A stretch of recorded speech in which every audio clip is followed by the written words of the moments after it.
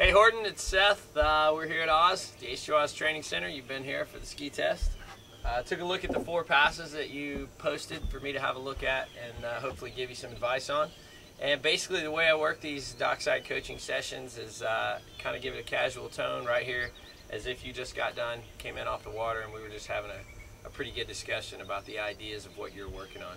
So a couple of the biggest things I noticed with respect to the 4 passes that I looked at, and I think for those of you who are looking at this on the web, you can go look at the passes that John sent me just to see what I'm coaching against and what I'm working with. I noticed, you look a lot better than I would expect you to look, to be quite honest. I'm kind of messing with you, but in theory, a lot of the things you're doing are really great. You obviously have a lot of good movements because you've been skiing a long time. But what I see quite a bit of is energy getting thrown back to the tail of the ski. Not in the form of tail riding, but just as you make a carving turn, in general, starting to sit back against the pull from the boat and press the tail of the ski into the water, which is going to obviously create some unnecessary drag and basically add weight to your body and add tension to the line without giving the ski any additional speed or direction. The biggest place I noticed that is at the gate, on the gate turn-in.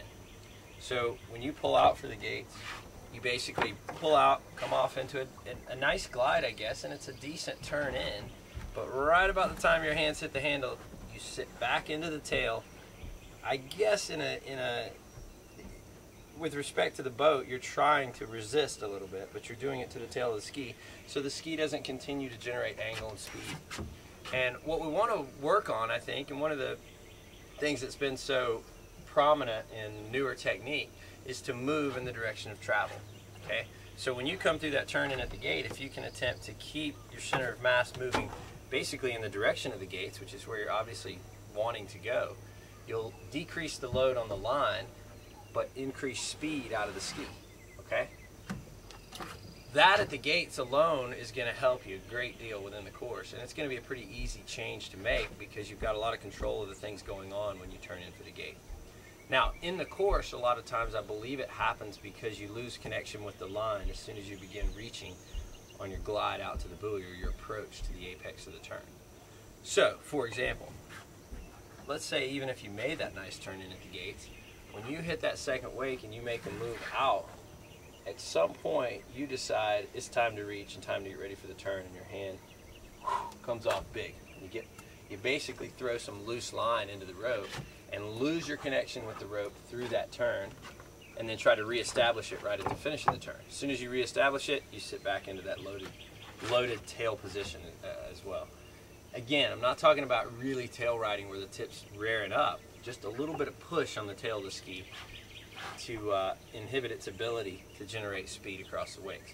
So what I'd like for you to work on, is that gate, but also in your approach to the turns, when you make your transition and you're driving the ski through and out to the other edge, stay with that handle so that you're not off the line as early, as long, or as aggressively. Kind of ride the line away and feel the line all the way through the turn, so you have that line picking you up right at the finish, but not picking you up with any great intensity. So you basically can move back into the wakes with a soft but true connection with the rope.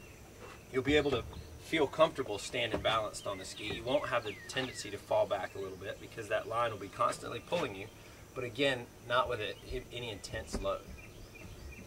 Let me know if any of that makes sense to you, and if you have any questions about it, feel free to call me or email me.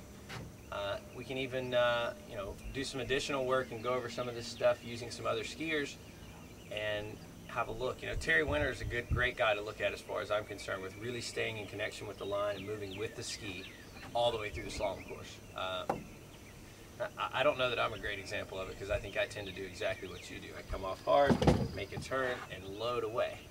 Every time you load away, it's going to be more difficult to keep your connection coming into the next move. So it becomes a domino effect or a snowball effect throughout the course. Overall, I think it was some great skiing though, and I think, especially since those were spring sets, that a lot of things are going the right direction. You make these minor tweaks and you'll be able to take a step ahead, I do believe. So give me a call or email me.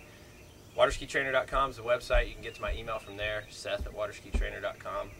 You can can call us at the training center at 843-793-4470, and hopefully we can get together and actually ski in person at some point. Thanks, man. Good luck.